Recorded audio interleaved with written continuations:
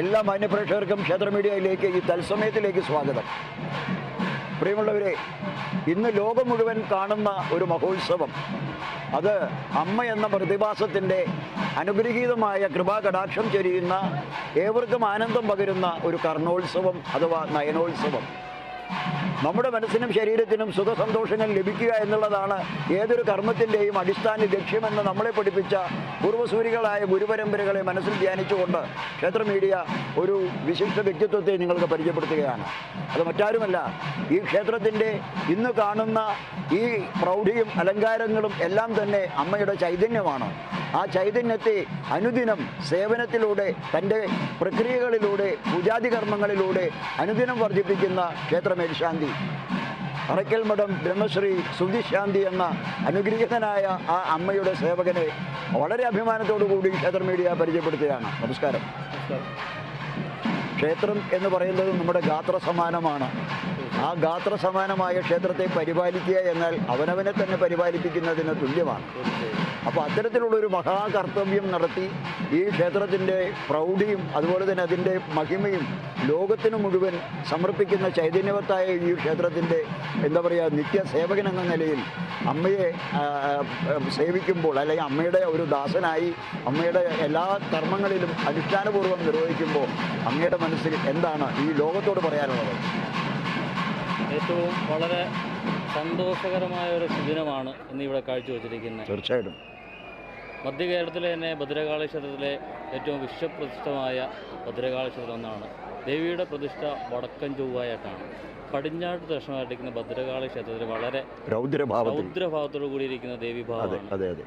അമ്മയുടെ മണ്ണിൽ ഓരോ ഭക്തനും വരുമ്പോൾ അവരുടെ കുടുംബത്തിനും ക്ഷേമത്തിനും ഐശ്വര്യത്തിനും അമ്മ അവരുടെ കൂടെ നിന്ന് പ്രവർത്തിച്ച് മാതൃവാത്സല്യം പകരുന്ന ഒരു അമ്മയാണ്. ഏതൊരു ദുഃഖം വന്നാൽ എൻ്റെ അമ്മ സർവ്വലോകമാതായിരിക്കുന്ന ദേവിയാണത് എതിരാളിയമ്മ.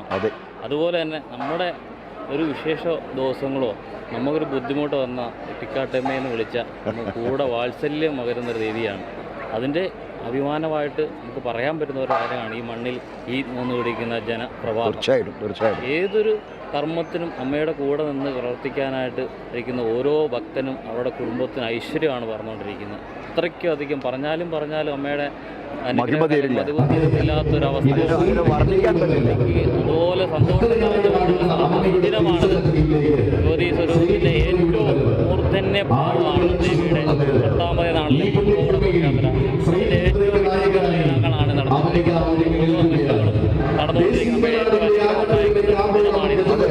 എത്ര പറഞ്ഞാൽ എനിക്ക് വാക്കുകളില്ല. അവിടുത്തെ അമ്മയെ ഈ സേവിക്കാൻ കിട്ടുന്ന അമ്മയുടെ ഒരു നിയോഗം അതിനെങ്ങനെ അങ്ങനെ ഈ ജന്മം എനിക്ക് നേടിയതിൽ എന്നെ പൂർവ്വജന്മവികൃതമായിട്ട് എനിക്ക് പറയാൻ പറ്റും. അതിനപ്പുറം എന്തുണ്ടോ അതേ എനിക്ക് പറയാൻ പറ്റും. എൻ്റെ അമ്മയെന്ന് വിളിച്ച് കൂടെ വയ്ക്കുന്നൊരു അമ്മയാണ്. അത്രയ്ക്കും പറയുമ്പോൾ എനിക്ക് അമ്മേനെ പറഞ്ഞു കഴിഞ്ഞാൽ അത്രയ്ക്കൊരു വാക്കുകൾ കിട്ടുന്നില്ല പറയാനായിട്ട്. അങ്ങ് അമ്മയുടെ ഒരു ആജ്ഞാനുവർത്തിയായി അമ്മ പറയുന്നതെല്ലാം അക്ഷരം പ്രതി അനുഷ്ഠിച്ചു കൊടുക്കുകയും നിർവഹിച്ചു കൊടുക്കുകയും ചെയ്യുന്ന ഒരു മകനായിട്ടാണ് അവിടെ നിൽക്കുന്നത്. തീർച്ചയായും അമ്മയൊരു കാര്യം പറഞ്ഞത് വെളിപ്പാട് അതൊരു ഭക്തനിൽ എത്തിച്ച് ആ ഭക്തനിൽ ധർമ്മസാഹിത്യമാണ് ഉണ്ടായത്. അതുകൊണ്ട് ഈ കുട്ടിക്കാട് ദേവീക്ഷേത്രം എന്ന് പറയുന്നത് വളരെ പ്രധാനമായിട്ടും ഓരോ ഭക്തനും ജീവിതത്തിൽ വന്നിരിക്കുന്ന ഏതൊരു പ്രതിസന്ധിയിലും അമ്മയെ വന്നൊന്ന് മുഖം കണ്ട് അമ്മയുടെ സങ്കടം പറഞ്ഞു കഴിഞ്ഞാൽ കൂടെ നിന്ന് പ്രവർത്തിക്കും അമ്മ, കൂടെ നിന്ന് മാറ്റിത്തരും അമ്മ. അത്രയ്ക്കും ഒരുപാട് അനുഭവസ്ഥർ ഇവിടെ പറഞ്ഞു കഴിഞ്ഞു. പലരുടെ ഈ അമ്മയുടെ മണ്ണിൽ വന്നിട്ടുണ്ടെങ്കിൽ പിന്നെ വേറെ എങ്ങും പോകണമെന്നാണ് പറയുന്നത്. അത്രയ്ക്കും ഐശ്വര്യവതിയായിരിക്കുന്ന ദേവിയാണ്. വരിക എന്ന് പറഞ്ഞാൽ വളരെ ഭാഗ്യമാണ്. അമ്മയുടെ നിയോഗം ഉണ്ടെങ്കിലേ വരാൻ ഒക്കൂ. അമ്മയുടെ ഒരു നിയോഗം ഉണ്ടെങ്കിൽ മാത്രമേ ഉള്ളൂ നമുക്ക് ഇങ്ങോട്ട് വരാൻ പറ്റത്തുള്ളൂ. വന്നിട്ടുണ്ടെങ്കിൽ നമ്മുടെ ജീവിതത്തിൽ ഇനി പുറകോട്ട് വേണ്ട. നമ്മുടെ മാതൃസ്ഥാനം നിൽക്കുന്ന മാതൃ എങ്ങനെയാണ് നിൽക്കുന്നത് അതുപോലെ അമ്മയെന്ന് വിളിച്ചാൽ ഏത് 7 കടലിൽ അക്കരെ വരെ അമ്മയുടെ ചൈതന്യം ഉണ്ടെന്ന് പറയുന്നത്. ഇവിടെ വന്ന് പല വിശിഷ്ടകളും വന്ന് ഒരു ആഗ്രഹം പ്രവർത്തി വിദേശ രാജ്യങ്ങളിലൊക്കെ ജോലിക്ക് പോയിട്ടുണ്ട്. ഒരു ദിവസം അവർക്കൊരു ബുദ്ധിമുട്ടുണ്ടായി കഴിഞ്ഞാൽ അവിടെ നമ്മൾ വിളിച്ചു ചോദിക്കും അത് എന്നാ ചെയ്യേണ്ടത്. വിളിച്ച് ഇന്ന കാര്യം നേർന്നോളം പറഞ്ഞാൽ അവിടെ ഇരുന്ന് നടന്നാൽ മതി, അവിടെ ഇരുന്ന് നമ്മൾ കാര്യം സാധിച്ചു കൊടുക്കും. അതുപോലെ നമുക്ക് ഏത് ദിവസം അമ്മയുടെ മണ്ണിൽ നിന്ന് ഒരു അനുഗ്രഹം കിട്ടിപ്പോയൊരു ഭക്തൻ ഈ മണ്ണിൽ തന്നെ പാദസ്പർശം ചെയ്യാന്ന് പറഞ്ഞാൽ ഒരു ഭാഗ്യം. ഒരിക്കലും ഒരു തിരിഞ്ഞുനോട്ടം വേണ്ടെന്ന് എൻ്റെ ഒരു അനുഭവം വെച്ച് പറഞ്ഞത്.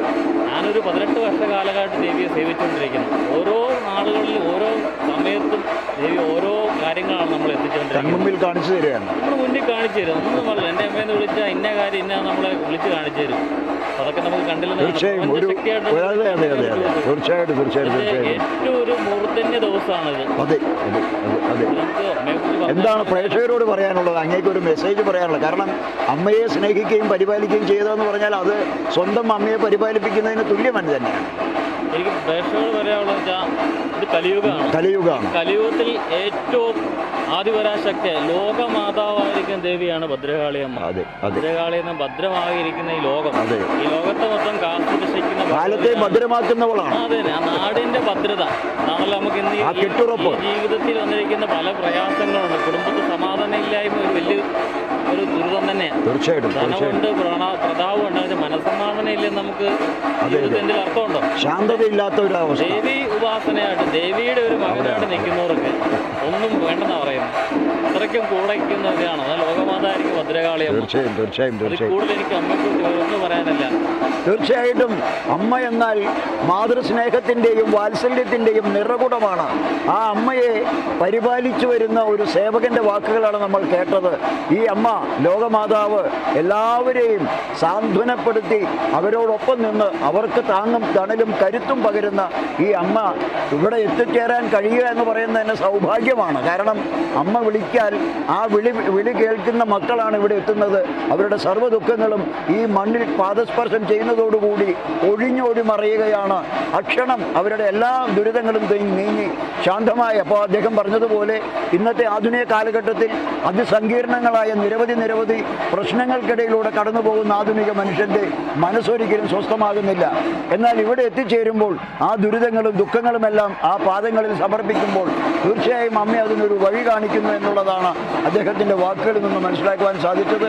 കഴിഞ്ഞ നീണ്ട 18 വർഷങ്ങൾ ഒരു എന്താ പറയുക, ജ്യോതിഷവിധി പ്രകാരം പറയുകയാണെങ്കിൽ ഒരു കാലഘട്ടം എന്ന് പറയുന്നത് 18 വർഷങ്ങൾ. ഒരു വ്യാഴവട്ടവും കഴിഞ്ഞ് വീണ്ടും അതിൻ്റെ പകുതിയിലേക്ക് എത്തുന്ന വർഷങ്ങളിലോളം അമ്മയെ സേവിക്കുന്ന ഒരു ദേവി ഉപാസകൻ. ദേവി ഉപാസന എന്നാൽ പ്രകൃതിയെ ആരാധിക്കുന്ന, പ്രകൃതി ഉപാസിക്കുന്ന യോഗമാണത്. ആ യോഗം ലഭിച്ച ഒരു വലിയൊരു മനുഷ്യൻ്റെ മുമ്പിൽ നിന്നുകൊണ്ടാണ് ഈ ക്ഷേത്ര മീഡിയ ഈ ഒരു സംപ്രേഷണം നിങ്ങളിലേക്ക് എത്തിക്കുന്നത്.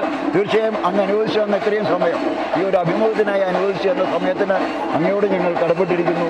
ഏവർക്കും നല്ലത് വരാൻ വേണ്ടി പ്രാർത്ഥിക്കുന്ന അങ്ങയുടെ മനസ്സിൽ എല്ലാവർക്കും വേണ്ടി ഒരു പ്രാർത്ഥന. എല്ലാവർക്കും കുട്ടിക്കാട്ടമ്മയുടെ അനുഗ്രഹം ഉണ്ടാകട്ടെ എന്നും. തീർച്ചയായും ദേശവാസികൾക്കും അമ്മയുടെ അനുഗ്രഹം ഉണ്ടാകട്ടെ ദേവി നാമത്തിൽ പ്രാർത്ഥിക്കുന്നു. തീർച്ചയായിട്ടും എല്ലാവർക്കും അനുഗ്രഹം ഉണ്ടാകട്ടെ എന്ന് ഞങ്ങളും പ്രാർത്ഥിക്കുന്നു. അമ്മയുടെ അനുഗ്രഹം ആ വാക്കുകളിലൂടെ ഏവർക്കും ലഭിക്കട്ടെ എന്ന പ്രാർത്ഥനയോടെ ക്യാമറാമാൻ വിനോദ് ചന്ദ്രനോടൊപ്പം മാണിക്കൻ മഞ്ഞാടി, ക്ഷേത്ര മീഡിയ, മൂലവട്ടം.